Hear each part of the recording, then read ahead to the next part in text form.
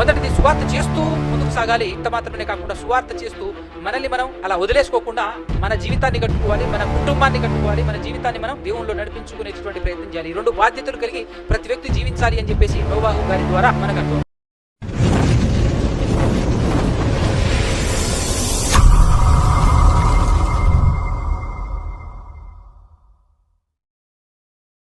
ఆయన మాటలు వినాలి అని ఆశ కలిగి వచ్చి కూర్చొని వింటున్నటువంటి మీ అందరికీ కూడా క్రీస్తు పేరిటనే నా యొక్క శుభములు వందనాలు తెలియజేస్తున్నాను. జాగ్రత్తగా కొన్ని విషయాలు మనం విందాం. ఇప్పటి వరకు ప్రతి శనివారం మనం మాట్లాడుకుంటున్నటువంటి సబ్జెక్టు ఆదికాండం స్టార్టింగ్ నుంచి మనం మాట్లాడుకుంటున్నాం. అందులో 4 అధ్యాయాలు ఇప్పటివరకు మనం పూర్తి చేసుకున్నాం.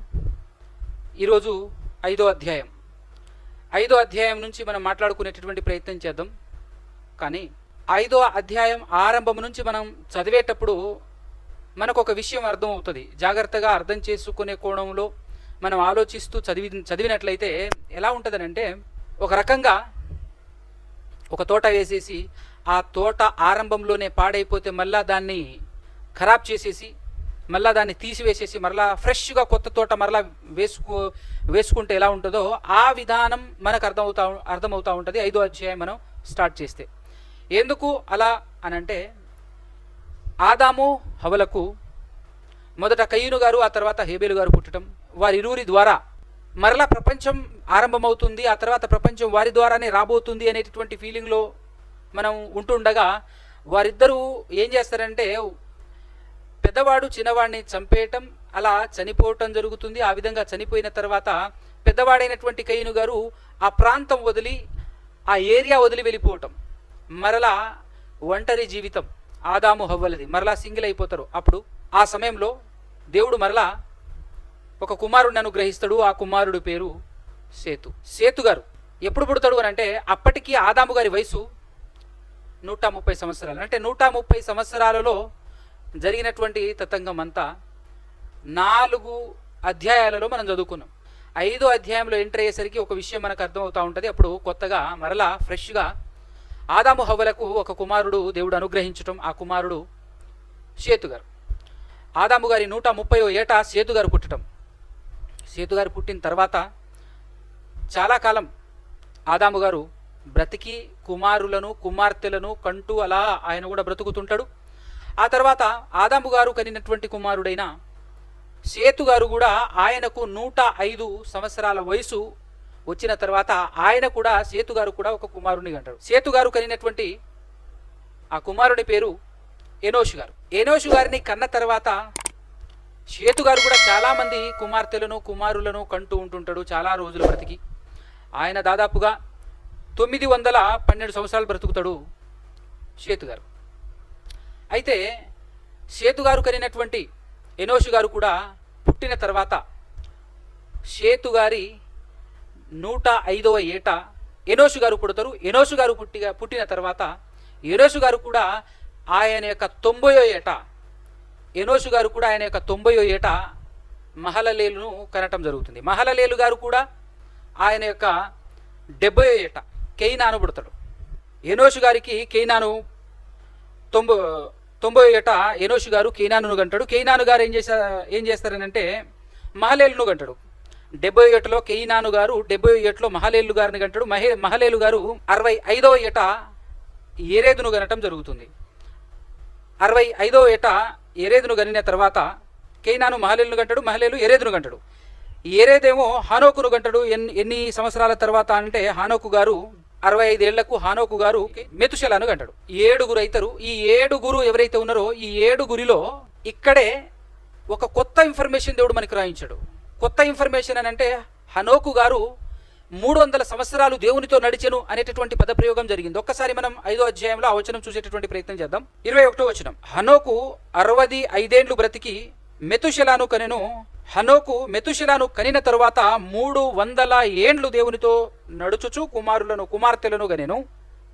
హనోకు దినములన్నీ 365 ఏండ్లు.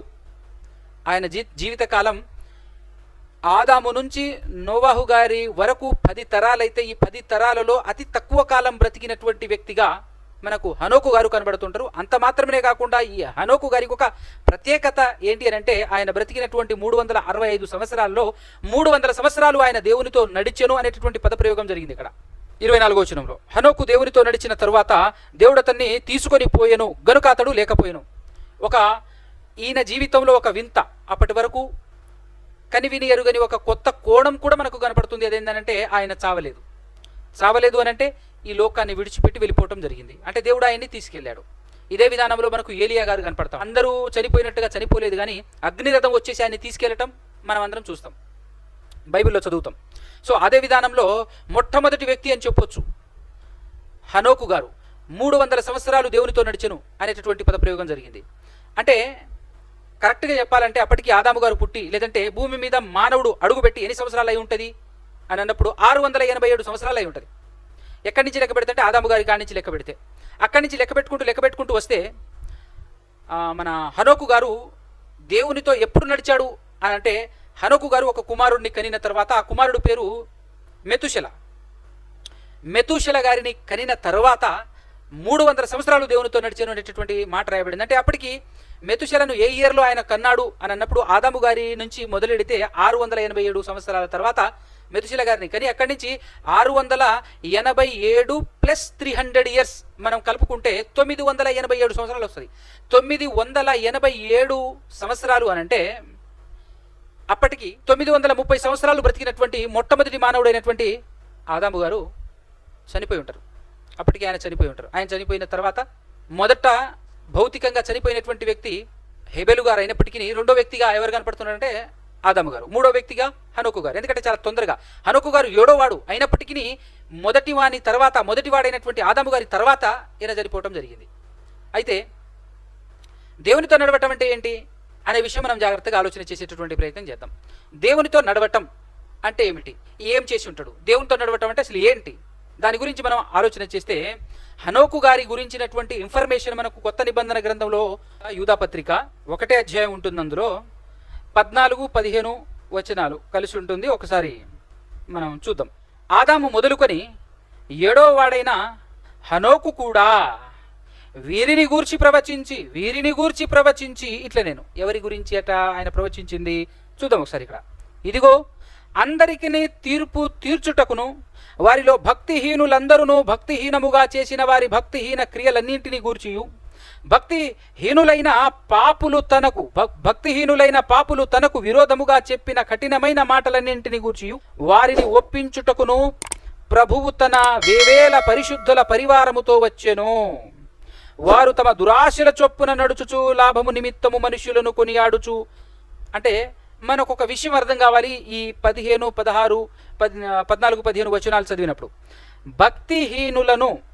భక్తిహీనముగా చేసిన వారి భక్తిహీన క్రియలన్నింటినీ గురించి భక్తిహీనులైన పాపులు తనకు విరోధముగా చెప్పిన కఠినమైన మాటలన్నింటినీ గూర్చి వారిని ఒప్పించుటకును ప్రభు తన వేవేల పరిశుద్ధుల పరివారముతో వచ్చును అని అన్నప్పుడు, ఎవరైతే పాపము చేసి బ్రతుకుతున్నారో అలాంటి వారిని హెచ్చరిస్తూ అలాంటి వారిని సన్మార్గం వైపు నడిపించేటటువంటి ప్రయత్నం చేయటమే, అలాంటి వారిని గూర్చినటువంటి ప్రయాస, వారిని మార్చాలి, వారిని నీతిమంతులుగా నీతి మార్గంలో నడిచేలా వారిని తీర్చిదిద్దాలి, వారికి హెచ్చరిక చేయాలి, దేవుని మాటలు ప్రవచించాలి అనేటటువంటి విధానంలో ఆదాము గారు మొదలుకొని హనోకు వరకు కూడా ఎవరి గురించి ప్రకటించారు, ఎవరి గురించి వారు మాట్లాడారు అని అంటే భక్తిహీనుల గురించి మాట్లాడారు. భక్తిహీనులను భక్తిపరులుగా మార్చే ప్రయత్నం చేశారు అనే విషయం ఇక్కడ మనకు ఇన్ఫర్మేషన్ అందుతుంది. కాబట్టి దీన్ని బట్టి మనం ఒక విషయం ఆలోచించవచ్చు. దేవునితో నడవటం అంటే ఏమిటి అని అంటే ఈరోజు మనకు కూడా ఆ అవకాశం ఉందా అని అంటే 100% ఉంది.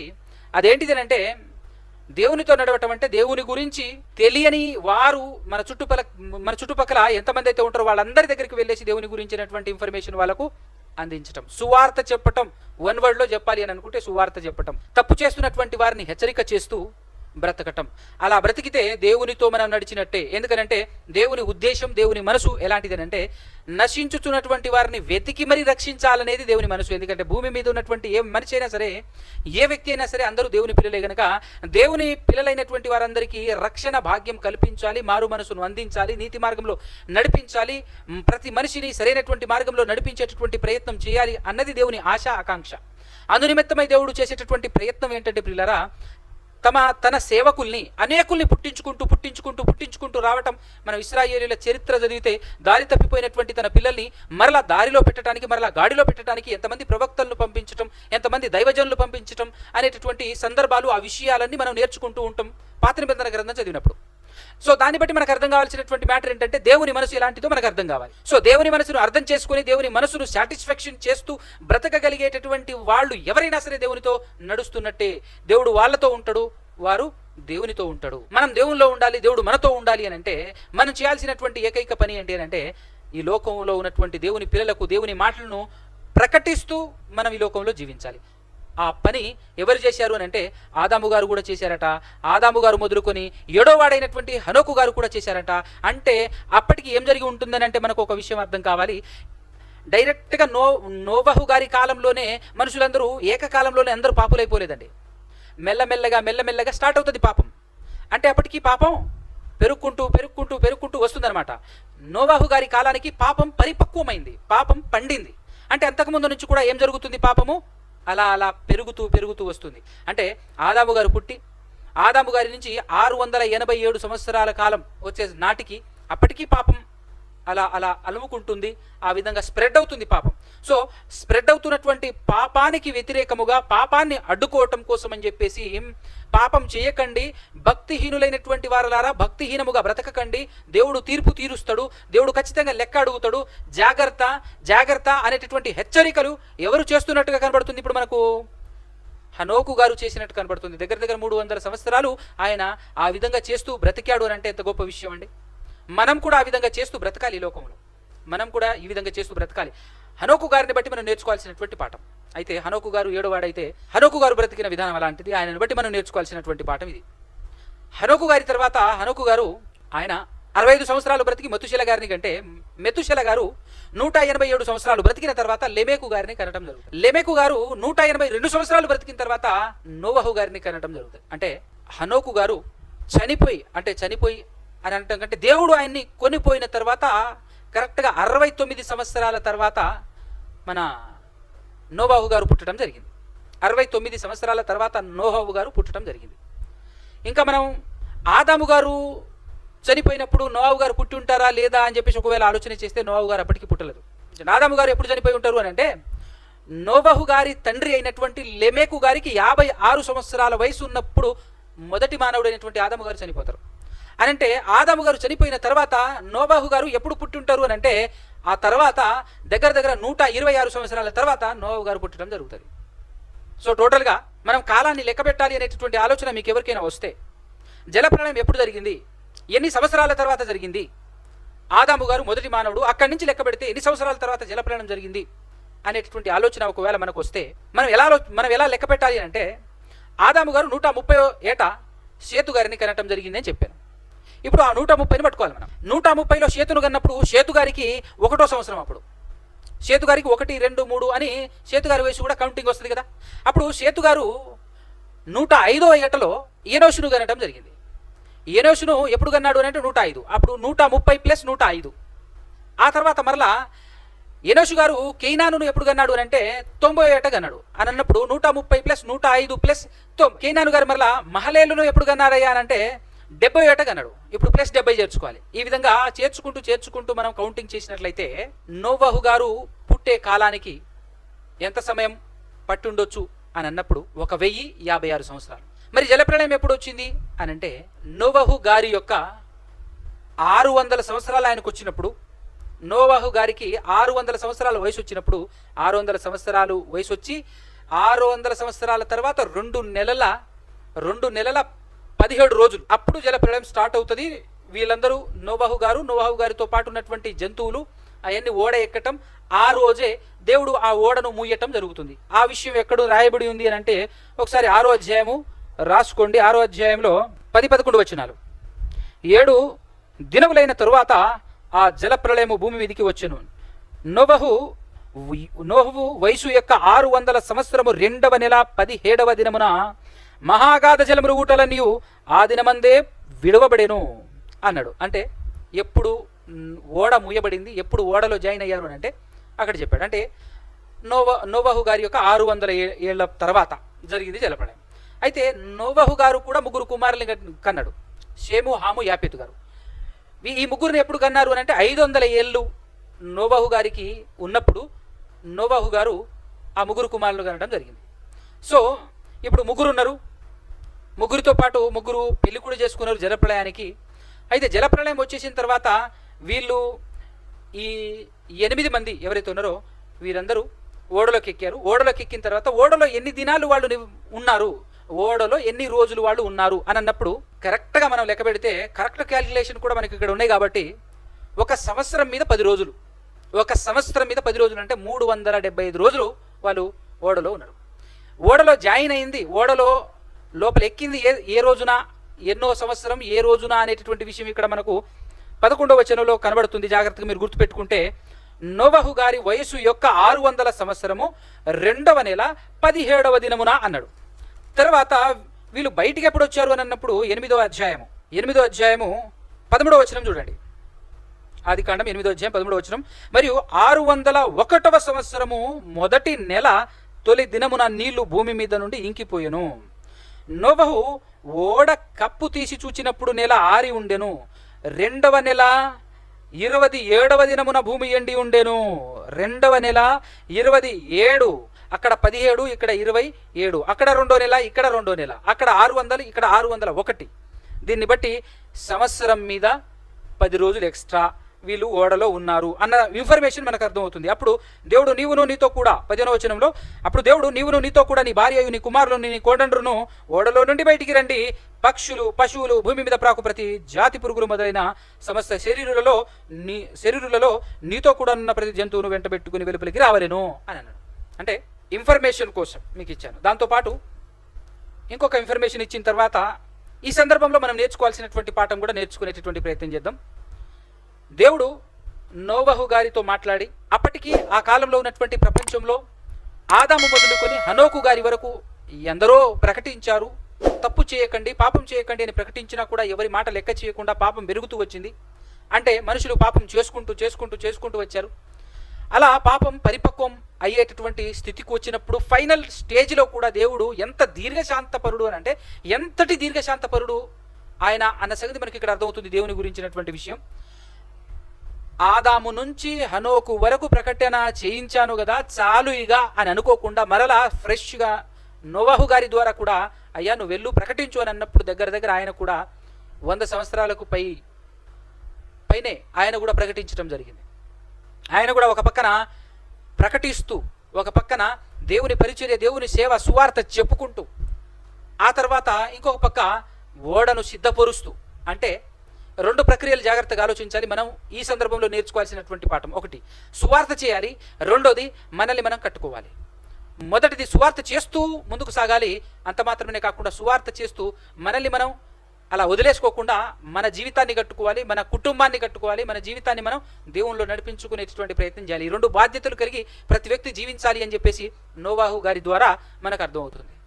అయితే ఈ నోవహు గారి గురించి మన కొత్త నిబంధనలో రాయబడినటువంటి ఇన్ఫర్మేషన్ కూడా చూసేటటువంటి ప్రయత్నం చేద్దాం.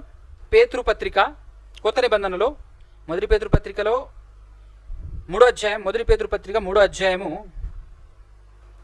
19-20 వచనాలు ఇక్కడ రాశాడు. ఆ సందర్భం ఏ సందర్భం అని అంటే ఆదాము మొదలుకొని 7వ వాడైనటువంటి హనోకు గారి వరకు వీళ్ళు బ్రతికి ఉన్నన్ని రోజులు ప్రకటిస్తూ వచ్చినా కూడా ఇక అయిపోయింది కదా, చాలా ప్రకటించాల్సినంత మటుకు చాలా 100 సంవత్సరాలు ప్రకటించాను కదా, ఇక వేస్ట్, వీళ్ళు మారరు అని అనుకోకుండా దేవుడు ఎంతో దీర్ఘశాంతపరుడు అనేటటువంటి విషయం అర్థమయ్యే విధంగా మరలా నోవహు గారి ద్వారా ప్రకటించటం అని అన్నప్పుడు అక్కడ దేవుని గుణం మనకు అర్థం కావాలి. ఎంత దీర్ఘశాంతం, అసలు మన ఊహకు కూడా అందనంత గొప్పదైనటువంటి దీర్ఘశాంతం కలిగినటువంటి వాడు మన దేవుడు అనేటటువంటి విషయం మనకు అర్థమవుతుంది. ఆ విషయాన్నే పరిశుద్ధాత్ముడు ఇదిగో కొత్త నిబంధనలు రాయించాడు. ఒక్కసారి మొదటి పేతురు పత్రిక 3వ అధ్యాయము 19-20 వచనాలు చూసినట్లయితే, దేవుని దీర్ఘశాంతము ఇంకా కనిపెట్టుచుండినప్పుడట, ఇంకా దీర్ఘశాంతం ఇంకా కనిపెట్టుచుండినప్పుడు పూర్వము నోవహు దినములలో ఓడ సిద్ధపరచబడుచుండగా అవిధేయులైన వారి యొద్దకు, అవిధేయులైనటువంటి వారి యొద్దకు అనగా చెరలో ఉన్న ఆత్మల యొద్దకు. ఇక్కడ ఒక మంచి పాయింట్ రాశాడు. చెరలో ఉన్నది ఎవరు? ఇప్పుడు మనం క్రీస్తును నమ్ముకున్న తర్వాత స్వతంత్రులమయ్యాము అని మనం అంటాం. కానీ ఈ విషయం అన్యులకు అర్థం కానే కాదు. మేమే స్వతంత్రులము బాబు, మీరు స్వతంత్రులు కాదు, మేము స్వతంత్రులము. మీరు ఏది చేయాలన్నా రిస్ట్రిక్షన్స్ ఉంటాయి.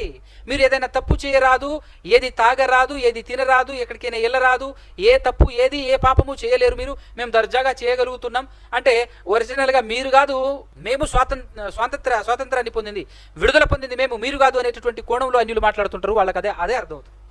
కానీ ఏది అసలు స్వాతంత్రం ఎవరికి? యేసుక్రీస్తు ప్రభులు వారు అనుగ్రహించిన స్వాతంత్రం ఎవరికి అన్న సంగతి ప్రపంచానికి అర్థం కాలే.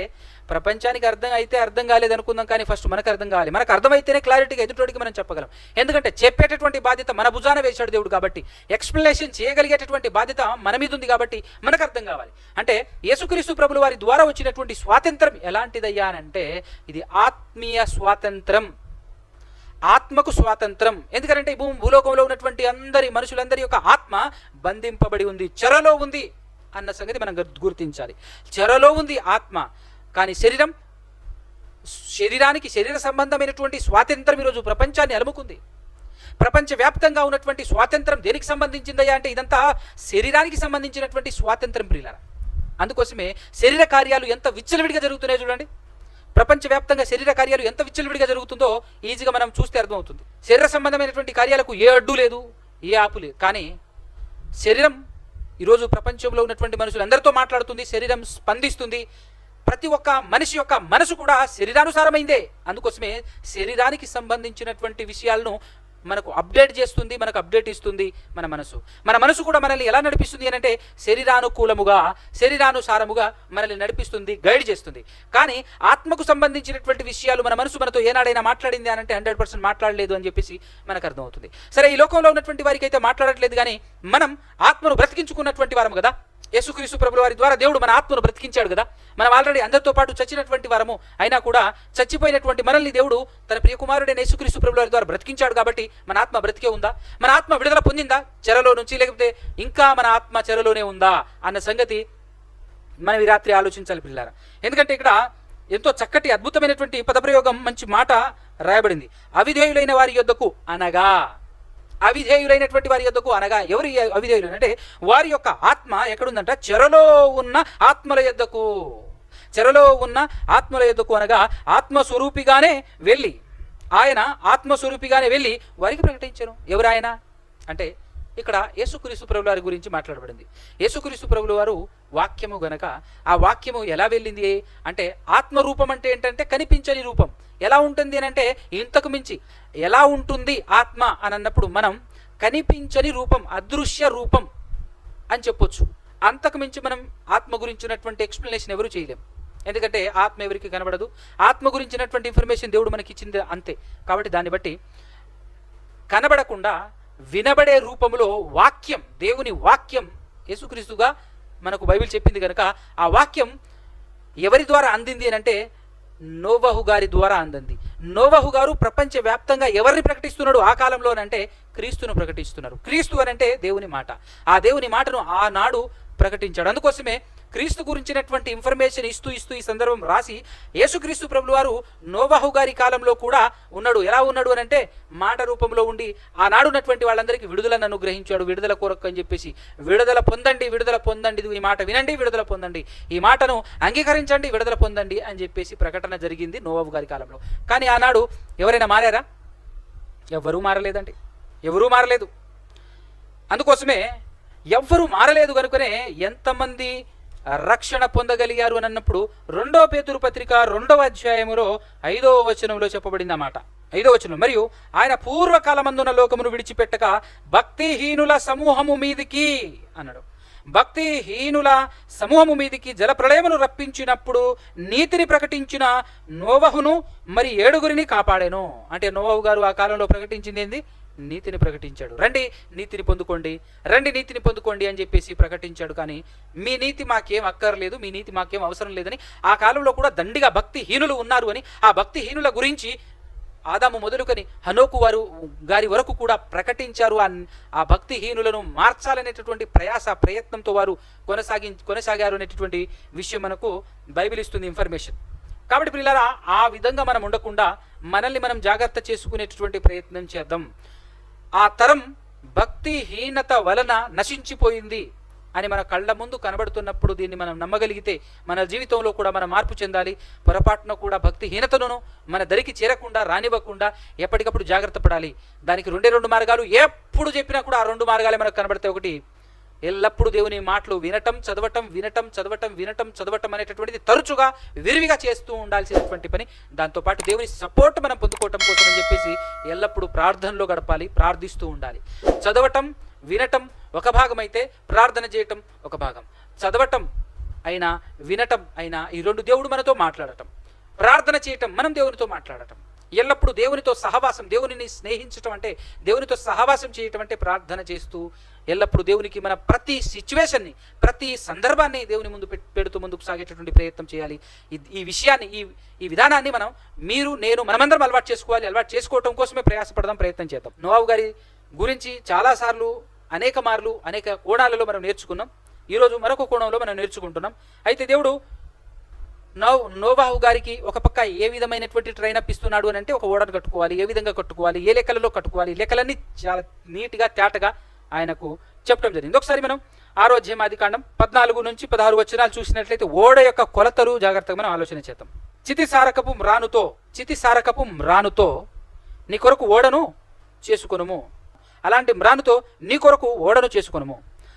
అరలు పెట్టి ఆ ఓడను చేసి, అరలు అంటే గదులుగా చేయాలి అరట, చేసి ఆ ఓడను చేసి లోపటను వెలుపటను దానికి కీలు పూయవలెను. నీవు దాన్ని చేయవలసిన విధమిది. ఆ ఓడ 300 మూరల పొడుగును, 50 మూరల వెడల్పును, 30 మూరల ఎత్తును గలదై ఉండవలెను అని అన్నాడు.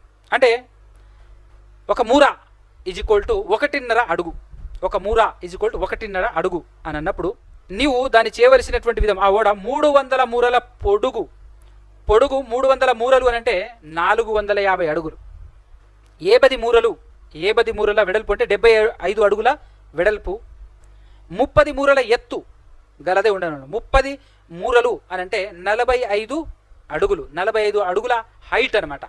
ఇప్పుడు మనకు ఒక చిన్న ఆలోచన కూడా వస్తుంది ఇక్కడ, ఈ కొలతను చూసినప్పుడు ఇంత చిన్నదా అని అనిపిస్తుంది. ఈ రోజు ఉన్నటువంటి మనిషి యొక్క హైటు, ఆ రోజు ఉన్నటువంటి మనిషి యొక్క హైట్ని మనం జాగ్రత్తగా ఆలోచనలో పెట్టుకోవాలి. ఈ రోజు ఉన్నటువంటి మనిషి యొక్క ఆయుష్కాలం, ఆ రోజు ఉన్నటువంటి మనుషుల యొక్క ఆయుష్కాలం, అది కూడా మనసులో పెట్టుకోవాలి. ఎందుకంటే నాకు తెలిసి దగ్గర ఈరోజు మనకున్నటువంటి 2-3 మూరలు అయితే వాళ్ళకున్న ఒక మూర కావచ్చు. మనకున్నటువంటి ఈ మూరలు ఎంతైతే ఉంటుందో అంతైతే 100% ఉండదు, అంతకు మించి డబల్ కానీ త్రిబుల్ కానీ ఉంటుంది. సో ఆ కోణంలో మనం ఆలోచించుకుంటే చాలా పెద్ద ఓడ, అందులో గదులుగాను 3 అంతస్తులుగా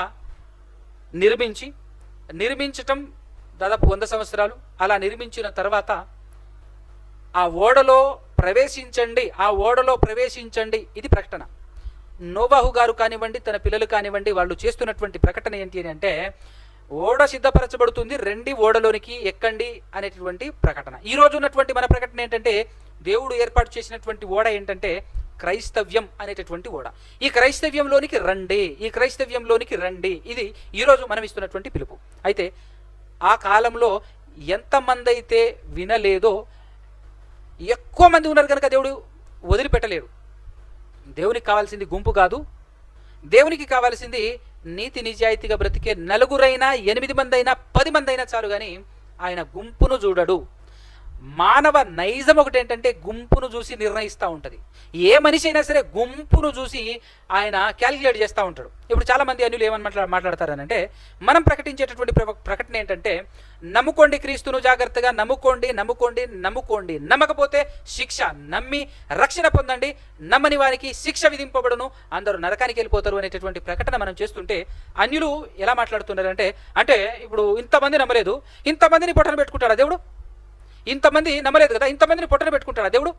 ఊకోవా, ఏం మాట్లాడుతున్నావు నువ్వు, ఇంతమందిని నాశనం చేస్తాడా ఏంది, మేమే ఎక్కువ మంది ఉన్నాం ఇక్కడ అనేటటువంటి విధంగా ఈ లోకంలో చాలామంది మాట్లాడటం మనం వింటుంటాం. ఈ సందర్భాన్ని బట్టి మనకు అర్థం కావాల్సినటువంటి మ్యాటర్ ఏంటంటే దేవునికి గుంపు అస్సలు అవసరం లేదు. గుంపును చూసేవాడు కాదు మన దేవుడు, పరిశుద్ధతను చూసేటటువంటి వాడు. పరిశుద్ధత ఎంతమందిలో ఉంటే వాళ్ళు చాలు ఆయనకు. ఎందుకనంటే ఆయన దీర్ఘశాంతవంతుడు, దీర్ఘశాంతం కలిగినటువంటి వాడు. అందులో మనకు ఒకటి అర్థం కావాలి, ఒక్క మనిషిని పట్టుకొని కూడా ఆయన ద్వారా మరలా జనాంగాన్ని పుట్టించుకోగలడు, మరలా 1000 సంవత్సరాలు వెయిట్ చేయగలడు. ఎందుకంటే ఆయనకున్న ఓపిక ఎవరికి లేదు కాబట్టి. ఎన్ని సంవత్సరాలైనా ఆయన ఓపిక పట్టగలడు. ఓపికకు మరో పేరు దేవుడు అని చెప్పొచ్చు, దేవునికి మరో పేరే ఓపిక అని చెప్పొచ్చు. ఎందుకంటే అంత ఓపిక ఆయనకు, అంత దీర్ఘశాంతవంతుడు కాబట్టి. ఈ రోజుకి కూడా ఆ దీర్ఘశాంతంతోనే ఇంకా ఇంకా ఇంకా ఎదురు చూస్తుంటే కొంతమంది సాతాను సంబంధులు, కొంతమంది అక్షరానుసారులు, కొంతమంది శరీరానుసారులు ఏం మాట్లాడుతుంటారు తెలుసా? యేసుక్రీస్తు రావడం లేదు, ఏం లేదు, అంతా అయిపోయింది, ఇంకా వచ్చేది లేదు, ఏం లేదు అనేటువంటి మాటలు కూడా మాట్లాడుతున్నారు లోకంలో. జాగ్రత్త. కాబట్టి ప్రియులారా, ఈ సందర్భంలో మనం నేర్చుకోవాల్సినటువంటి పాఠం ఏంటంటే ఇంకొక విషయం కూడా ఉంది మీకు అందించాల్సినటువంటి ఇన్ఫర్మేషన్. ఈ సందర్భంలో రేపటి దినాలు గడుస్తున్న కొద్దీ అధిక తెలివి ఎక్కువైనటువంటి వాళ్ళు వస్తూ ఉంటారు. వచ్చేసి 2 ప్రశ్నలు అడుగుతారు తిక్కమక పెట్టడానికి. ఈ సందర్భంలో ఏంటిదంటే, భూమి మీద దగ్గర దగ్గర ఏంది క్యాల్కులేట్ చేసి లెక్క కట్టి మరి చెప్పారు శాస్త్రవేత్తలు. ఏమనో తెలుసా? 90 లక్షల రకాల జీవరాశులు భూమి మీద ఉన్నాయంట. ఎన్ని రకాలని? 90 లక్షల రకాల జీవరాశులు. ఒకటే రెండా? ఇన్ని జీవరాశులు ఆ ఓడలో ఎట్టబట్టినాయండి, ఎలా పట్టించాడండి అని మాట్లాడతారు. అయితే 2 విషయాలు ఇక్కడ. ఒకటి, మన విశ్వాసం చాలా బలంగా ఉందనుకోండి, వాడేన్ని మాట్లాడినా మనం ఖాతరు చేయకుండా, లెక్క చేయకుండా, దేవుడు అంతే పట్టిస్తాడు, పట్టగలవు 100%, వేరే మాట లేదు అని చెప్పేసి దాటుకుంటూ వచ్చేస్తాం. అలాంటి వాళ్ళకి ప్రమాదం లేదు. కానీ 100% పరిపూర్ణమైన విశ్వాసం లేనటువంటి వాళ్ళే కొంచెం ఆగి ఆలోచిస్తారు. ఆలోచించి, అరే అవును కదా, నిజంగా ఎలా ఇంత గుడ్డిగా నమ్మినా నేను, నిజమే 90 లక్షల రకాల జీవరాశులు ఎట్లా పడితే ఇట్లా ఆలోచించి సాతానుకు దొరుకుతాడు. దొరికినప్పుడు వీడు ఆలోచిస్తున్నాడు అని అంటే వీడు నమ్ముతాడు రాబాయ్ అని చెప్పేసి ఇంకో 2 మాటలు ఎక్స్ట్రా మాట్లాడతారు. అలా మాట్లాడేసి ఏం చేస్తారని అంటే నీ విశ్వాసాన్ని వాళ్ళ జేబులు వేసుకొని పోతారు. ఆ తర్వాత నువ్వు అవిశ్వాసి అవుతావు. అవిశ్వాసి తర్వాత భక్తిహీనుడు అవుతావు. భక్తిహీనుడు తర్వాత బుద్ధిహీనుడు అవుతావు. బుద్ధి పోయిన తర్వాత నరకానికి పోతావు. ఇంత ప్రమాదం ఉంది కాబట్టి జాగ్రత్త. ఇక్కడ ఈ సిచ్యువేషన్లో కూడా అవసరమే ఉండాలి. కానీ చాలా అవసరం ఎవరికేనంటే ఇప్పుడిప్పుడే ఎదుగుతూ బలమైనటువంటి విశ్వాసం లేనటువంటి వారికి సమాధానం అవసరం. ఏంటి అని అంటే 90 లక్షల రకాల జీవరాశులు ఎట్లా పట్టినాయి, ఆ ఓడలో ఎలా పట్టింది అని అన్నప్పుడు మీరు గుర్తుపెట్టుకోండి. సమాధానం ఏంటి అని అంటే 90 లక్షల రకాల జీవరాశుల్లో సగం కంటే ఎక్కువ సముద్రపు జీవులే ఉన్నాయి. అంటే నీళ్ళల్లో బ్రతికేవి. ఆనాడు వచ్చింది జలప్రళయం. సో జలప్రళయం వచ్చినప్పుడు ఆ జంతువులన్నీ రావాల్సిన అవసరం లేదుగా, అవన్నీ నీటిలోనే ఉంటే బ్రతుకుతాయి. నీళ్ళు వర్షం ఏ విధంగా వచ్చినా కూడా, ఎంత ఘోరంగా వచ్చినా కూడా నీళ్ళలో బ్రతికే జంతువులు నీళ్ళలో ప్రశాంతంగా అవి బ్రతుకుతుంటాయి. జలప్రళయం వస్తే వాటికి ఏంటంటే ప్రాబ్లం, అవి రావాల్సిన అవసరం లేదు, సగం కంటే ఎక్కువ ఉంటాయి. ఇంకా వీటితో పాటు ఆరిన నేల మీద బ్రతికేటటువంటి జీవుల్లో మిగిలిన సగంలో కూడా సగం ఉభయచర జీవులు ఉంటాయండి. ఉభయచర జీవులు అని అంటే నీళ్ళల్లో బ్రతకగలవు, బయట నేల మీద బ్రతకగలవు. వాటిని ఉభయచర జీవులు అంటారు. అంటే ఈ ఉభయచర జీవులు ఇవి సగం అందులో పోతాయి. ఇంకా తర్వాత మిగిలింది ఎంత? చాలా తక్కువ కదా, చాలా తక్కువ మిగిలింది. ఆ తక్కువే అందులో ఏవైతే నీళ్ళల్లో బ్రతకలేవో అవి మాత్రమే వచ్చాయి. అందులో మళ్ళీ చాలా పక్షులే ఎక్కువ ఉంటాయి, రకరకాల పక్షులే ఎక్కువ ఉంటాయి. ఆ పక్షులకు పెద్ద గదులేమి అవసరం లేదు, కట్టెలు పెట్టేస్తే పైనే ఉంటాయి. అంటే కట్టెల పైన ఉంటాయి, వాటి కోసం సపరేట్ గదులు అవసరం లేదు. జంతువులు కింద పడుకుంటే పైన పక్షులు కట్టెలు పేర్చేస్తే సరిపోతుంది. సో చాలా ఆ విధంగా ఆ పక్షులు ఉండుండొచ్చు. కాబట్టి అవి ఇవి కలిపి జతలుగా అవన్నీ రావటం జరిగింది. ఏవైతే నీటి వలన బ్రతకలేవో, నీటిలో పడి ఏవైతే చస్తాయో, కొన్ని ఫర్ ఎగ్జాంపుల్గా ఒక ఉడుము లాంటివి చూసుకుంటే ఈ జంతువులు కూడా నీళ్ళలో చాలా సేపు కూడా బ్రతకగలవు, ఎక్కువ కాలం నీళ్ళలో కూడా బ్రతకగలవు. సో ఇలాంటి కొన్ని ఉంటాయి. మనకు తెలియనటువంటి జంతువులు చాలా ఉన్నాయి, ఉభయచర జీవులు. సో ఈ విధంగా చాలా తక్కువ ఫిల్టర్ అయినాయి. ఆ ఫిల్టర్ అయినటువంటి ఏవైతే నీళ్ళ వలన బ్రతకలేవో వాటిని దేవుడు తీసుకొచ్చాడు, దేవుడు ఓడలోనికి రప్పించాడు. అప్పుడు వీళ్ళు 8 మందితో పాటు అవన్నీ 8 మందితో పాటు అవన్నీ కూడా రావటం జరిగింది. ఈ విధంగా ఓడలో సెటప్ జరిగింది అనేటటువంటి విషయం మనం గుర్తుంటే, ఈ విషయం మనం చెప్తే చాలు, చెప్పి మనం వచ్చేసేయచ్చు.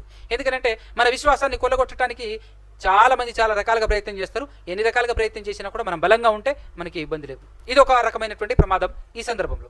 రెండో ప్రమాదం కూడా ఉంది. ఏంటిదనంటే, చదువుకున్నటువంటి వాళ్ళకి తెలుసు, ఎవరెస్ట్ శిఖరం, ఎవరెస్ట్ పర్వతం ఎన్ని కిలోమీటర్లు అండి? 8 కిలోమీటర్లు కదా. 8 కిలోమీటర్ల హైట్ పర్వతం ఎవరెస్ట్ పర్వతం కదా. అయితే ఇప్పుడు ఇక్కడ జలప్రళయం వచ్చి ఒక మాట రాయబడతా ఉంటుంది, పర్వతములన్నీ మునిగెను అనే మాట రాయబడుతుంటుంది. చూద్దాం 7వ అధ్యాయంలో 18-19 వచ్చినా చూడండి. జలములు భూమి మీద ప్రచండముగా ప్రబలి మిక్కిలి విస్తరించినప్పుడు వాడ నీళ్ళ మీద నడిచెను. ఆ ప్రచండ జలములు భూమి మీద అత్యధికముగా ప్రబలినందున ఆకాశమంతటి క్రిందనున్న గొప్ప పర్వతములన్నీ మునిగిపోయాను, గొప్ప పర్వతములన్నీ మునిగిపోయాను అని అన్నాడు. ఓకే, ఇక్కడ వరకు ప్రాబ్లం లేదు. వెంటనే 20వ వచనం చూస్తే అక్కడ చాలా మందికి డౌట్లు ప్రారంభమైనవి. 15 మూరల ఎత్తున నీళ్లు ప్రచండముగా ప్రబలెను. 15 మూరల ఎత్తున నీళ్లు ప్రచండముగా ప్రబలెను గనుక పర్వతములను మునిగిపోయెను. చూసారా, 15 మూరలు అని అంటే ఎంతండి? 22.5, 25 మన లెక్కల ప్రకారం. ఆ కాలంలో ఉన్నటువంటి మనుషుల లెక్కల ప్రకారంగా చూస్తే దగ్గర ఉండుండొచ్చు, ఒక 40-50 దాకా ఉండొచ్చు అడుగులు. మన అడుగులతో ఆ కాలపు వారి యొక్క కొలతను బట్టి మన అడుగులతో పోలిస్తే 50 పైనే, 50 చిల్లర కూడా ఉండుండొచ్చు. సో 50 అడుగులు అంటే చాలా తక్కువే కదా. భూమి మీద ఉన్నటువంటి పర్వతములన్నీ మునిగిపోయాను. ఇక్కడ రాబడినటువంటి మాట, భూమి మీద నుండి పైకి లేచెను, ఆకాశము జలములు భూమి మీద ప్రచండముగా ప్రబలి అత్యధికముగా ప్రబలినందున ఆకాశం అంతటి క్రిందనున్న గొప్ప పర్వతములన్నీ మునిగిపోయాను అని రాబడింది. ఇప్పుడు ఏం చూపిస్తారంటే ఎవరెస్ట్ శిఖరాన్ని చూపిస్తారు. ఎవరెస్ట్ పర్వతం ఏదైతుందో ఆ పర్వతాన్ని చూపిస్తారు. అది మునుగుతుందా, ఈ రేంజ్లో ఉంటే అది మునుగుతుందా అని మాట్లాడతారు. ఆ కాలంలో ఈ ప్రాంతంలో మనుషులు ఉన్నారా? మొదటి ప్రశ్న. జాగ్రత్త, మనం ఆలోచన చేద్దాం, మన పరిధిలో మనం ఆలోచన చేసేటటువంటి ప్రయత్నం చేద్దాం. ఆ కాలంలో మనుషులు ఎక్కడ అనంటే ఇంత దూరం వచ్చి ఉండొచ్చా? ఎందుకనంటే అప్పటికి 1656 సంవత్సరాల తర్వాత, ఆదాము గారు పుట్టి 1656 సంవత్సరాలు తర్వాత జలప్రళయం సంభవించింది. అలా జలప్రళయం సంభవించినప్పుడు మొట్టమొదటి మానవుడైనటువంటి ఆదాము గారు ఏ ప్రాంతంలో పుట్టాడు అని అంటే, ఏదైనా తోట ఎక్కడుండేది అని అంటే, ఏదైనా తోట ప్రస్తుతం ఉన్నటువంటి టర్కీ దేశం, అంటే అరారాతు పర్వతం ఎక్కడైతే ఉందో ఆ పర్వత ప్రాంతాలలో అక్కడే ఈ మనిషి పుట్టుక అనేటటువంటిది. ఎందుకంటే అక్కడి నుంచే 4 నదులు చీలి బయటికి రావటం, 2 నదులు ఈ జలప్రళయంలో కప్పబడిపోవటం, మిగతా 2 నదులు హిద్దెకేలు, యూఫ్రటీస్ అనేటటువంటి 2 నదులు, టైగ్రీస్ అండ్ యూఫ్రటీస్ అనేటటువంటి నదులు ఉన్నాయి కదా. ఆ నదుల యొక్క పుట్టుక ఎక్కడి నుంచి ఆరంభం అవుతున్నాయో చూస్తే ఆ ఆరంభపు ప్లేసే ఆదాము గారి జన్మస్థలం, అంటే మొదటి మానవుడి యొక్క జన్మస్థలం అన్న సంగతి మనకు అర్థం కావాలి. అక్కడి నుంచి సముద్రాలు దాటుకుంటూ ఇండియా వరకు, ఇండియాలో ఉన్నటువంటి ఎవరెస్ట్ పర్వతం వరకు రావటం, ఇక్కడ వరకు మనుషులు వచ్చి ఉంటారా? రాలేదు. సో ఆ ప్రాంతపు మటుకు అయితే ఖచ్చితంగా అక్కడ ఉన్నటువంటి పర్వతాలు మునిగి ఉండొచ్చు. 1వ సమాధానం మనం ఆలోచించుకుంటే. ఎందుకంటే అంతకంటే ఎత్తున్నటువంటి పర్వతాలు మునగాల్సిన అవసరం లేదు. దేవుని టార్గెట్ ఏంటి? ఒకటే. దేవుని టార్గెట్ ఏంటి? భక్తిహీనులను తీర్పు తీర్చాలి, భక్తిహీనులైనటువంటి వారందరూ చావాలి, అది టార్గెట్. అదొకటైతే, రెండో ప్రమాదం కూడా ఉంటుంది. ప్రపంచంలో ఎన్నోసార్లు అగ్నిపర్వతాలు జరుగుతున్నాయి, అగ్నిపర్వతాలు ఏర్పడతా ఉంటాయి. అగ్నిపర్వతం ఏర్పడటం అంటే లావా మండి కింద నుంచి వల్ల కొన్ని పర్వతాలు హైట్కి రావటం, ఇంతకుముందు హైట్ లేకపోయినా ఆ తర్వాత మిగతా వాటి కంటే హైట్ అయిపోవటం, పెరగటం. అంత మాత్రమే కాకుండా ఎక్కువగా మంచు కురిసేటటువంటి ప్రాంతంలో జరుగుతుందంటే మంచు కురిసి అలానే ఉండిపోవటం, పొరలుగా ఆ పర్వతం అలా ఎత్తైపోతూ ఉంటుంది. ఎందుకంటే వేల సంవత్సరాల నుంచి జరుగుతున్నటువంటి ప్రక్రియ కాబట్టి. కొన్ని ప్రాంతాలలో మంచుతో కప్పబడేటటువంటి ప్రాంతాలలో చూస్తే అసలు ఏ హైట్లో మంచు అలా పెరుగుతూ పోతుంటుందో అక్కడ ఉన్నటువంటి వాళ్ళని అడిగితే మనకు అర్థమవుతుంది. ఈ విధంగా కూడా ఎత్తు పెరగొచ్చు పర్వతాలు. ఈ విషయం కూడా మనం దృష్టిలో పెట్టుకోవాలి. కాబట్టి ఒకటే ఇక్కడ కాన్సెప్ట్ ఏంటంటే, మన హృదయంలో ఉండాల్సినటువంటి కాన్సెప్ట్ ఏంటంటే, దేవుని కాన్సెప్ట్ ఏంటంటే పర్వతాలన్నీ మునిగేలా చేయాలి, అది కాదు దేవుని కాన్సెప్ట్. ఒకటే, మనుషులు ఎవరైతే పాపం చేశారో వాళ్ళందరూ జావాలి, భక్తిహీనులకు తీర్పు జరగాలి, అది దేవుని ఇంటెన్షన్, అది గుర్తుపెట్టుకోండి. సో ఆ విధానంలో ఖచ్చితంగా ఏం జరిగింది అంటే, భక్తిహీనులకు తీర్పు అక్షరాల జరిగింది. అందరూ చనిపోయారు, కేవలం 8 మాత్రమే ఆ జలప్రళయం ద్వారా రక్షింపబడ్డరు, కాపాడబడ్డరు అనేటటువంటి విషయం మనకు అర్థం కావాలి. అంతేగాని ఈ విధంగా ఆలోచించకూడదు. ఎందుకంటే ఈ విధంగా కూడా ఆలోచించి చాలా మందిని పక్కదారి పట్టించేటటువంటి ప్రయత్నం చేస్తారు. కాబట్టి పిల్లరా, ఈ సందర్భంలో మనం ఈ విషయాలు జ్ఞాపకం ఉంచుకోవాలి. ఇలా జలప్రళయం ఈ విధంగా నోవాహు గారి కాలంలో ఎప్పుడు జరిగింది గుర్తుపెట్టుకోండి. ఇవన్నీ ఈరోజు లెక్కలు కూడా నేను కొన్ని చెప్పాను కాబట్టి అవన్నీ కూడా గుర్తుపెట్టుకోండి. ఆదాము గారు పుట్టినప్పటి నుంచి కాలం కరెక్ట్గా లెక్క పెడితే జలప్రళయం ఎప్పుడు వచ్చింది అంటే 1656 ఏట 1656 ఏట జలప్రళయం ఆరంభింపబడింది. అయితే జలప్రళయము వర్షం కురవటం, ధారాళమైనటువంటి వర్షం ఆగకుండా 40 దినాలు ప్రచండమైనటువంటి వర్షం కురిసింది. కానీ ఆ 40 దినాలు ఆగకుండా రేయింబగళ్ళు, డే అండ్ నైట్ వర్షం కురవటంతో అప్పుడు కురిసినటువంటి వర్షం ఇప్పటి వరకు మరలా కురవలేదు. ఆ రేంజ్లో ఇప్పటి వరకు వర్షం కురవలేదు అని అంటే అక్కడక్కడ కురిసేటటువంటి వర్షాన్ని చూసే మన గుండెలు బద్దలవుతుంటుంది. ప్రవాహమై ఊర్లు కొట్టుకొని పోవటం మనం ఈ మధ్య కాలంలో చూస్తూ ఉన్నాం. సో అలాంటప్పుడు మరి ఆ కాలంలో 40 రోజులు ఆగకుండా వర్షం అంటే మామూలు విషయమా? ఆకాశపు తూములు విప్పబడేను అనేటటువంటి మాట కూడా ఇక్కడ రాశాడు ఆ 7వ అధ్యాయంలో. సో ఆ విధంగా ఆకాశపు తూములు కూడా విప్పబడినప్పుడు ఏ రేంజ్ వర్షం కురిసినాలే 40 డేస్, ఆ 40 డేస్ ఆ విధమైనటువంటి వర్షం కురిసి ఆ కాలంలో భూమి మీద ఉన్నటువంటి మనుషులందరూ చనిపోవడం జరిగింది. సో అప్పుడు అది ఆరిపోవటానికి పట్టినటువంటి కాలం ఎంత? 40 రోజుల వర్షం, దానివల్ల నిండిన నీళ్లు, వర్షపు నీళ్లు మరలా ఆరిన నేల కనబడటానికి పట్టిన కాలం ఎంత అంటే సంవత్సరం మీద 10 రోజులు అన్న సంగతి మనకు అర్థమవుతుంది. నోవాహు గారు ఉన్నటువంటి ఓడను డ్రైవ్ చేసినటువంటి దేవుడు మరలా తీసుకెళ్లేసి మొదటి స్థానంలోనే నిలబెట్టాడు. ఎక్కడ అనంటే అరారాతు పర్వతం మీద ఓడ నిలవటం. ఆ ఓడలో ఎన్ని రోజులు వీళ్ళు బ్రతికారు, ఎన్ని రోజులు వీళ్ళు గడిపారు అని అంటే సంవత్సరం మీద 10 రోజులు అంటే 375 రోజులు వారు అందులో నివసించారు అనేటటువంటి ఇన్ఫర్మేషన్ కూడా మనకు అర్థమవుతుంది. ఆ విధంగా దేవుడు ఆ కాలంలో ఉన్నటువంటి భక్తి హీనులను నాశనం చేశాడు. అది చదువుకున్నటువంటి మనకు బుద్ధి కలగాలి. పూర్వమందు జరిగిన వాటన్నిటిని దేవుడు ఎందుకు రాశాడు అని అంటే రాయబడినవన్నీ మనకు బుద్ధి కలుగుటకు అనేటటువంటి విషయం మనకు గుర్తుకు రావాలి. ఒక మాట చదువుకుందాం. రోమిలకు రాసినటువంటి పత్రిక 15వ అధ్యాయము 4వ వచనం. ఏలైనగా ఓర్పు వలనను లేఖనముల వలని ఆదరణ వలనను మనకు నిరీక్షణ కలుగుటకై పూర్వమందు వ్రాయబడినవన్నీ, 1, 2 కాదు, అన్నీ పూర్వమందు వ్రాయబడినవన్నీ మనకు బోధ కలుగు నిమిత్తము వ్రాయబడి ఉన్నవి. మనకు బోధ కలగాలని దేవుడు రాయించాడట. అంటే ఇప్పుడు జలప్రళయం ఏదైతే జరిగిందో నోవాహు గారి కాలంలో, ఆ జలప్రళయాన్ని బట్టి మనకు అర్థం కావాల్సినటువంటి విషయం ఏంటంటే శిక్ష తప్పదు. ఏ కాలంలోనైనా ఎప్పుడైనా దేవుని తీర్పు ఒకటి ఉంది. ఆ తీర్పును ఏ మానవుడు తప్పించుకోలేడు. కాబట్టి తప్పించుకోవాలి అని అంటే ఈ లోకంలో మనం ఏం చేయాలి? భక్తి పరులుగా బ్రతకాలి. భక్తి అంటేనే త్యాగం. ఇక్కడ ప్రాముఖ్యమైనటువంటి భక్తి. ఇప్పుడు నోవాహు గారు ప్రకటిస్తున్నప్పుడు విన్నటువంటి వాళ్ళందరూ ఏం చేయాలి? భక్తి చేయాలి. భక్తి చేస్తే కాపాడబడతారు. భక్తి చేయటం అంటే ఏంటి? త్యాగమే.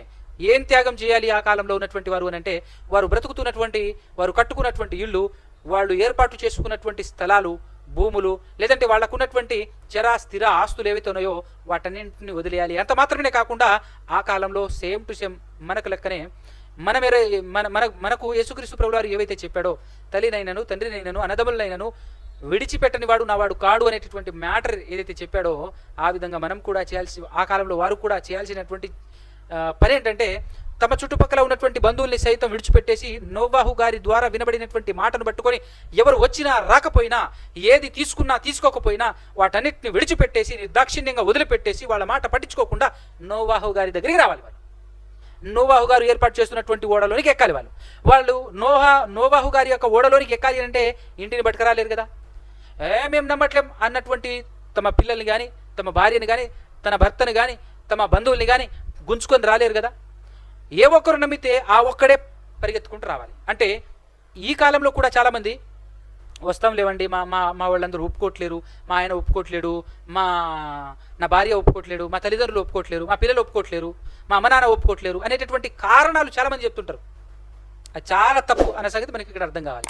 ఎందుకంటే చచ్చేటప్పుడు నరకానికి పోయేటప్పుడు కట్టుకొని పోతాం మారకపోతే.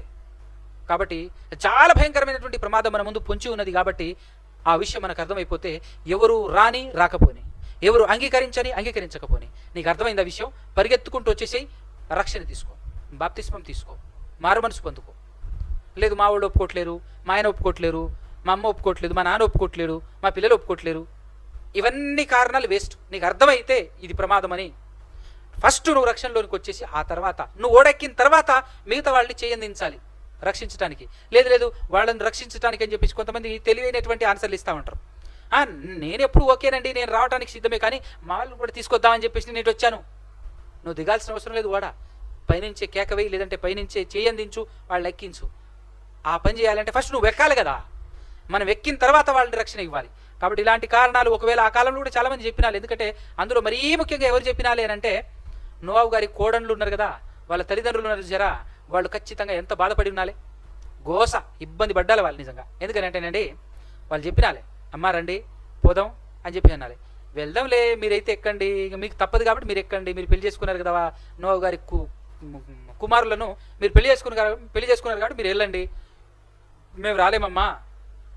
లేదంటే తల్లి ఒప్పుకుంటే తండ్రి ఒప్పుకోకపోవటం, తండ్రి ఒప్పుకుంటే తల్లి ఒప్పుకోకపోవటం, అలాంటివి కూడా జరిగినాలి ఆ కాలంలో. ఎందుకంటే ఇప్పుడు తండ్రి ఒప్పుకున్నాడు అనుకో, తల్లి ఏమంటది, నీకేమైనా పిచ్చి పట్టిందా, లోకమంతా ప్రశాంతంగా బతుకుతున్నారు, ఇప్పుడు నీకు మీ కూతురికే వచ్చింది ప్రమాదం, పోతానంటే ఏంది, నన్ను వదిలేసిపోతావా నువ్వు అని భార్య అంటే, భర్త వెళ్ళగలడా? వెళ్ళడు. అంటే ఆ త్యాగం చేయలేడు. ఆ త్యాగం చేస్తేనే భక్తి అక్కడ. ఆ త్యాగం చేయలేక, సరేలే అమ్మ మీ అమ్మ ఒప్పుకోవట్లేదు, సరే మీరైతే పోదండి, ఏమైనా ఉంటే చూద్దాం, వెనకాల నుంచి కాకేస్తా, ఒకవేళ నిజంగా వర్షం వచ్చే కారణం వచ్చేది అయితే వచ్చిన తర్వాత మీరు నేను కేకేస్తాను, లేదంటే నేను పరిగెత్తుకుని వచ్చేస్తాను, అప్పుడు నువ్వు తాడేసో లేకపోతే ఆ డోర్ ఓపెన్ చేసేస్తే నేను లోపల దూరేస్తానులే, మీరైతే వెళ్ళండి అని చెప్పేసి ఆ విధంగా సమాధానం ఇచ్చి పంపించినాలే కూతుర్ని. ఒక కుటుంబంలో తండ్రి ఒప్పుకోవటం, ఒక కుటుంబంలో తల్లి ఒప్పుకోవటం, ఇంకో కుటుంబంలో పిల్లలు ఒప్పుకోవటం, లేదంటే తన తోటి తమ్ముళ్ళు అన్నయ్యలు లేదంటే అక్క చెల్లెలు ఎవరైతే ఉన్నారో వాళ్ళు ఒప్పుకోవటం, మిగతా వాళ్ళు ఒప్పుకోకపోవటం, దానివల్ల కూడా ఆ కుటుంబం రాకుండా ఉండాలి. ఎందుకంటే వాళ్ళలో నుంచి ఒక బిడ్డ, వాళ్ళలో నుంచి వాళ్ళ సహోదరియే కదా ఒక వ్యక్తి నోవాహుతో పాటు నోవాహు గారి ఓడ ఎక్కింది. మరి అలాంటప్పుడు వాళ్ళని చూసేసి రావాలనేటటువంటి మనసు ఏ ఒక్కరికైనా కలిగి ఉండదు కదా. ఖచ్చితంగా కలిగి ఉండొచ్చు, కానీ కలిగి ఉన్నా కూడా ఎందుకు రాలేకపోయారు అని అంటే కారణం 100% ఇదే ఉండొచ్చు అనేది నా ఆలోచన. ఎందుకంటే ఒకరిని బట్టి ఒకరిని చూసి ఒకరు, పోతావా, మమ్మల్ని వదిలేసి పోతావా అని అమ్మ అదనుకో, మిగతా పిల్లలు పోతారా, ఎందుకులే అని చెప్పేసి అనుకో. తర్వాత వాళ్ళ కుటుంబంలో ఉన్నటువంటి గొడవ చూడాలి. ఎప్పుడో తెలుసా, నోవాహు గారి పిల్లలు కోడన్లు ఓడెక్కిన తర్వాత దేవుడే మూసేస్తారు. వీళ్ళు మూసేస్తే మళ్ళీ తర్వాత వీళ్ళు తీసే అవకాశం ఉంది, మా వాళ్ళు కదా అని చెప్పేసి తీసే అవకాశం ఉందని చెప్పేసి మూసింది వీళ్ళుగా, దేవుడు మూసేశాడు. దేవుడు మూసాడు కాబట్టి తీయాలన్నా దేవుడే తీయాలి. ఇక దేవుడు తీస్తాడా? ఇన్ని రోజులు ప్రకటించిన తర్వాత మాట విన్నప్పుడు చివరిలో అది చూసి, అందుకోసమే దేవుడు చూసి నమ్మినవాని కంటే చూడక నమ్మినవాని ధన్యుడు. దేవునికి అది కావాలి. కాబట్టి ఉరుములు మెరుపులు, వర్షం ఆరంభమైంది, మొదటి దినం స్టార్ట్ అయింది వర్షం అని అన్నప్పుడు ఈ నోవాహు గారి కోడన్లు ఎవరైతే ఉన్నారో వాళ్ళ తల్లిదండ్రులు ఎంత అల్లాడిపోయినాలే. వాళ్ళ కుటుంబంలో జరిగినటువంటి గొడవ ఒక్కసారి ఆలోచన చేయండి ఎట్టుంటది అంటే, నేను చెప్పినా వినలే, నేను ఎంత చక్కగా చెప్పినా పోదాం అని అంటే వినలేదివిడా అని చెప్పేసి భర్త అంటున్నాలి. ఒకవేళ భర్త ఒప్పుకోకపోతే భార్య అంటున్నాలి, వెళ్దామండి పోదామండి, మన కూతురే కదండి పోతుందండి అని చెప్పేసి అన్నప్పుడు వెళ్దామని ఏంటంటే మాటినారా మీరు మాటినారా అని చెప్పేసి ఒకరినొకరు ఎంత గొడవ పెట్టుకున్నాలే, ఎంత అరుచుకున్నాలే, ఎంత బాధపడినా కూడా ఎప్పటి వరకు ప్రాణం పోయేంత వరకు ఈ విషయం పట్ల కొట్టుకున్నాలే పాపం. వాళ్ళు ఎంత ఆరాటపడ్డాలి చెప్పండి. ప్రాణం ఏమైనా పుసుక్కున పోయేదా? వర్షం 40 రోజులు అంటే దగ్గర వారం రోజులు బ్రతుకుతారు మనుషులు. వారం 10 రోజులు, దాదాపు వారం 10 రోజులు కాదు 20 రోజుల వరకు బతుకున్నాలి కొంతమంది అయితే. ఆ తర్వాత వర్షం బాగా ఉధృతమైపోయి నీళ్లు ప్రవహించే స్థితికి వచ్చినప్పుడు కొట్టుకొని ఆ ప్రవాహంలో కొట్టుకొని పోయి చచ్చిపోయినాలి. కాబట్టి ఆ ప్రాణం పోయేంత వరకు అండి ఎంత బాధ అనుభవించాలని చూడండి. అంతకు మించి బాధ ఇప్పుడు అనుభవించబోతున్నారు ప్రతి ఒక్కరు. కాబట్టి జాగ్రత్త, నమ్మినటువంటి వాళ్ళు జాగ్రత్త. నమ్మినటువంటి వాళ్ళు ఈ బరువు బాధ్యతలు భుజాన వేసుకొని చాలా మందికి చెప్పాల్సినటువంటి బాధ్యత మన మీదనే ఉంది. కాబట్టి దేవుడు ఆశగా మన వైపు ఎదురు చూస్తున్నాడు. మనం చేయాల్సినటువంటి పని, మనం దేవుని కార్యక్రమం చేయాల్సినటువంటి పని, దేవునితో నడవాల్సినటువంటి పని ఉంది. నడుద్దాం. నోవాహును చూసి, ఒక హనోకు గారిని చూసి, వారు ఆ కాలంలో ఏ విధంగా అయితే ప్రకటన చేశారో, ఇప్పుడు ఆదాము గారి నుంచి ప్రకటించుకుంటూ వస్తున్నారు, భక్తిహీనులారా జాగ్రత్త అంటున్నారంటే నోవాహు గారి కాలానికి వచ్చేసరికి అందరూ కఠినమైపోయి ఉంటారు కదా. ఎందుకంటే విని విని విని విని విని ఉన్నారు. రే బాబు ఎన్ని రోజులని చెప్తారా బాబు, నీకంటే ముందు ఇదిగో మీ తాత చెప్పిండు, నీకంటే ముందు మీ తాత ఎవరు హనోకు గారు చెప్పారు, ఆయన కంటే ముందు అబ్రహాము గారు ఆదాము గారు చెప్పారు. అందరు చెప్తూనే ఉన్నారు, ప్రపంచం అలానే ఉంది, మేము ఇలానే ఉన్నాం, మేము బ్రతుకుతూనే ఉన్నాం. ఎన్నాళ్ళని చెప్తారా అబద్ధ మాటల్ని, ఎన్నాళ్ళని చెప్తారా మీరు అని చెప్పేసి వాళ్ళు అనుకున్నాళ్ళా లేదా? ఈరోజు కూడా జాగ్రత్త, యేసుప్రభు వస్తున్నాడు, యేసుప్రభు వస్తాడు, అందరికీ భయంకరమైనటువంటి ప్రమాదం ఉంది అని చెప్పేసి ఈరోజు మనం ప్రకటిస్తూ ఉంటే కొంతమంది ఏమో ఇంకా ఎన్ని రోజులు పూర్వంలో ఉన్నట్టే ఉంది, ఇంకెప్పుడు వస్తాడయ్యా అని అనేవాళ్ళు. మరికొంతమంది దొంగలు జొరబడి మరికొంతమంది ఏం చేస్తారు తెలుసా, అయిపోయింది, ఎప్పుడో అయిపోయింది, ఇంకా రావటం పోవటం ఏం లేదు, ఇంకంతా అయిపోయింది అని చెప్పి వాళ్ళు కూడా లేకపోలేదు. దాని కొరకు ఒక మాట, ఇలాంటి వాళ్ళు అప్పుడు ఉన్నారు ఇప్పుడు ఉంటారు అని చెప్పడానికి ఒక మాట చదువుకొని మనం పాఠం ముగించేసుకుందాం. 2 పేతురు పత్రిక 3వ అధ్యాయం 3 నుంచి చూద్దాం. అంత్య దినములలో అపహాసకులు అపహసించుచూ వచ్చి తమ స్వకీయ దురాశల చొప్పున నడుచుకొనుచు ఆయన రాకడను గూర్చిన వాగ్దానం ఏమాయను, పితరులు నిద్రించినది మొదలుకొని సమస్తమును సృష్టి ఆరంభమున ఉన్నట్టే నిలిచి ఉన్నదే అని చెప్పుదురని మొదట మీరు తెలుసుకొనవలేను. అవును, మొదట మీరు తెలుసుకోవాలి, మనం తెలుసుకోవాలి. ఇలాంటి వాళ్ళు కూడా ఉంటారు. కాబట్టి ఎవరి మాట విని మనం మోసపోకుండా బైబిల్ని జాగ్రత్తగా ఎల్లప్పుడూ చదువుకుంటూ ఎల్లప్పుడూ వాక్యం వింటూ ముందుకు సాగేటటువంటి ప్రయత్నం చేద్దాం. ఈరోజు మనం మాట్లాడుకున్నటువంటి పాఠం ఆదికాండంలో 5వ అధ్యాయము 6వ అధ్యాయము మాత్రమే కాకుండా 7వ అధ్యాయం కూడా కంప్లీట్ అయిపోయిందండి. 8వ అధ్యాయం కూడా కంప్లీట్ అయిపోయింది. 8వ అధ్యాయంలో చివరిలో దేవుడు మరలా బయటకు వచ్చేసిన తర్వాత అరరాతు పర్వతాల మీద ఓడ నిలిచిన తర్వాత బయటకు వచ్చేసి అందరినీ బయటికి రమ్మని చెప్పిన తర్వాత దేవుడు ఒక నిబంధన చేస్తాడు. ఏ నిబంధన అనంటే, ఆ రోజు నిజంగా ఈ జలప్రళయం నిజంగా జరిగిందా అని సందేహాత్మకంగా అడిగేటటువంటి వాళ్ళు చాలామంది ఉన్నారు. వాళ్ళందరి కోసం నేటికి దేవుడు రుజువును కళ్ళ ముందు కనబడేలా చేశాడండి. ఏంటిదని అంటే, ఆ జలప్రళయం అయిపోయిన తర్వాత నోవాహు గారితో దేవుడు చేసిన ఒక నిబంధన. ఆ నిబంధన ఇప్పటికీ మన కళ్ళకు రానున్నటువంటి తరాలలో భూమి ఉన్నన్ని రోజులు కూడా ఆ నిబంధన కనబడుతూనే ఉంటుంది. ఏంటిది ఆ నిబంధన అని అన్నప్పుడు 21వ వచనం, అప్పుడు యెహోవా ఇంపైన సువాసన ఆఘ్రాణించి ఇక మీదట నరులను బట్టి భూమిని మరలా శపించను. ఎందుకనగా నరుల హృదయ ఆలోచన వారి బాల్యము నుండి చెడ్డది. ఇక నరులను ఈ విధంగా నేను నాశనం చేయను, జలప్రళయం ద్వారా నాశనం చేయను. ఎందుకనంటే వారి హృదయము యొక్క ఆలోచన ఎల్లప్పుడు బాల్యము నుండి చెడ్డది. కాబట్టి నెక్స్ట్ ఏ ప్రయత్నం చేస్తానంటే హృదయాన్ని మార్చే ప్రయత్నం చేస్తా. అదే యేసుప్రభు ద్వారా చేసినటువంటి ప్రయత్నం. మనసును మార్చుకోండి అని యేసుక్రీస్తు ప్రభువారి ద్వారా వచ్చిన ప్రకటన ఏంటంటే హృదయాన్ని మార్పు చేసేటటువంటి ప్రాసెస్. ఎందుకంటే భూమి మీద పుట్టినప్పటి నుంచి మనుషుని యొక్క హృదయ ఆలోచనలన్నీ చెడ్డవి అన్న సంగతి చెప్తున్నాడు దేవుడు. నేను ఇప్పుడు చేసిన ప్రకారం ఇకను సమస్త జీవులను సంహరింపను. భూమి నిలిచి ఉన్నంత వరకు, ఎప్పటి వరకు? భూమి నిలిచి ఉన్నంత వరకు వెదకాలమును, కోతకాలమును, శీతోష్ణ కాలములను, వేసవి శీతకాలములను, రాత్రింపగలను ఉండకమానమని తన హృదయములో అనుకొనేను. అయితే నిబంధన ఎక్కడుంది అని అంటే పైన మనం చూస్తే 9వ అధ్యాయము 13, 14 రైట్ 12 నుంచి చూద్దాం. ఆదికాండం 9వ అధ్యాయము 12 నుంచి చూసినట్లయితే, మరియు దేవుడు నాకును మీకును మీతో కూడా సమస్త జీవరాశులకును మధ్య నేను తరములకు ఏర్పరుచుచున్న నిబంధనకు గురుతు ఇదే, మేఘములో నా ధనస్సును ఉంచి తిని అది నాకును భూమికిని మధ్య నిబంధనకు గురుతుగా ఉండును. భూమిపైన నేను మేఘమును రప్పించినప్పుడు ఆ ధనస్సు మేఘములో కనబడును. అవునా కదండి? వర్షాకాలంలో వర్షం వచ్చే ముందు మేఘానికి దేవుడు ఎప్పుడు రప్పిస్తాడు అంటే వర్షం వచ్చినప్పుడు మేఘాలను రప్పిస్తాడు దేవుడు. అలా మేఘాలను రప్పించినప్పుడల్లా ఆ మేఘములో కనబడేటటువంటి ధనస్సు, వర్ష ధనస్సు ఏదైతే ఉందో ఆ వర్ష ధనస్సును ఇంగ్లీష్లో రెయిన్బో అని అంటారు. అంటే వర్షం వచ్చినప్పుడు పైన కనబడేటటువంటి ఆ 7 రంగుల వర్ష ధనుసు ఏదైతే ఉందో అది జలప్రళయం జరిగింది. ఆ జలప్రళయం జరిగింది గనుకనే ఆ తదనంతరము మనుషులకును దేవునికి మధ్యలో ఒక నిబంధన దేవుడు చేశాడు. ఆ నిబంధనకు గురుతుగా దేవుడు ఆ ఇంద్రధనుస్సు, మన తెలుగు భాషలో ఇండియన్ లాంగ్వేజ్ ప్రకారం ఇంద్రధనుస్సు అని అంటారు, కానీ ఒరిజినల్గా అది దేవుని ధనుస్సు. అది ఆ దేవుని ధనస్సు కనబడుతుంది ఆకాశంలో. అది చూసినప్పుడు మనకు దేవుడు కనపడాలా వద్దా? దేవుని కార్యం కనబడాలా వద్దా?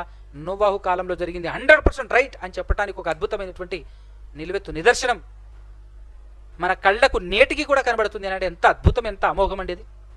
కాబట్టి పిల్లలారా జాగ్రత్తగా ఆలోచించండి. దేవుడు ఏం చేసినా కూడా అద్భుతం చేస్తాడు. ఈ ఒక్క విషయంలో మాత్రం నేటికి ప్రతి మనిషికి కళ్ళకు కనబడే విధంగా ఒక అద్భుతమైన ప్రూఫ్ వదిలాడు దేవుడు. అది అమోఘం అనాలి, అద్భుతం అనాలి. కాబట్టి దాన్ని బట్టైనా మనకి ఈరోజు బలమైనటువంటి విశ్వాసం, స్థిరమైనటువంటి విశ్వాసం మనకు కలగాలి దేవుని పట్ల. ఆ విధంగా కలిగి ఏ ఒక్కరు భక్తిహీనులు కాకుండా ఎల్లప్పుడూ భక్తి చేస్తూ బ్రతికే ప్రయత్నం చేయాలని మనమందరం చేసే ప్రయత్నం చేయాలని కోరుకుంటున్న మాటలు ముగిస్తున్నాను. కళ్ళు మూసుకొని తల్లోంచినట్లయితే చిన్న ప్రార్థన చేసుకుందాం. పరిశుద్ధుడా, పరమాత్ముడా, పరమందు ఆశీనుడా, సకల ఆశీర్వాదాలకు కారణభూతుడా నా తండ్రి,